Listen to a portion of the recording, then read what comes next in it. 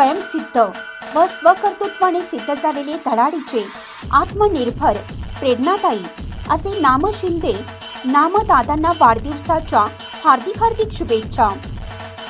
मराठी साहित्य विश्वात स्वतःचे वेगळे स्थान निर्माण केलेले साहित्यिक नाम शिंदे माजी उपायुक्त कस्टम्स व एक्साइज, वडील स्वातंत्र्य सैनिक व नगरसेवक महादेव भैरू शिंदे यांचा वारसा लाभलेले आणि जागतिक कीर्तीचे ऑस्ट्रेलियातील cancer specialist doctor Rajiv Shinde व डेंटिस्ट स्पेशालिस्ट डॉक्टर सौ प्रियांका शिंदे मेनन यांचे वडील, यशस्वी समृद्ध आयुष्य जगणारे दिलखुलास व कणखर सत्यनिष्ठ व्यक्तिमत्व, सत्यशोधक व परिवर्तनवादी वैचारिक भूमिका निष्ठेने जपणारे, राजकीय, सामाजिक व साहित्यिक क्षेत्रात अनेकांचे मार्गदर्शन असलेले, अनेकांचे प्रिय दादा आणि काका आदरणीय नाम शिंदे साहेबांना वाढदिवसाच्या मनपूर्वक हार्दिक शुभेच्छा।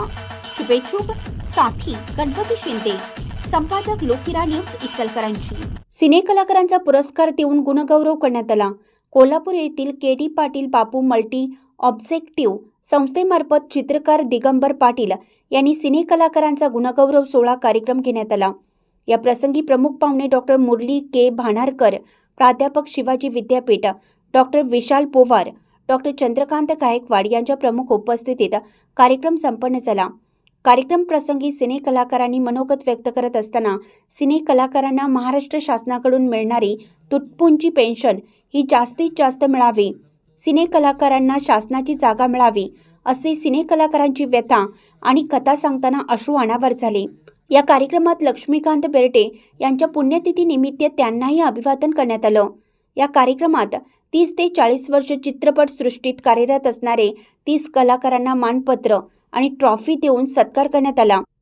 तर कार्यक्रम प्रसंगी प्राध्यापक सतीश उपळावीकर, विवेकानंद कॉलेज केंद्र प्रमुख R.S. पाटील, डॉक्टर चंद्रकांत गायकवाड, संस्थेचे सेक्रेटरी विजयसिंह कृष्णा पाटील, उपाध्यक्ष चित्रकार दिगंबर पाटील, दीपक पाटील, अनिल माळी, अक्षय घाडगे, अश्विनी पाटील, मीनाक्षी पाटील हे उपस्थित होते। या कार्यक्रमाचे आभार अक्षय घाडगे यांनी मानले।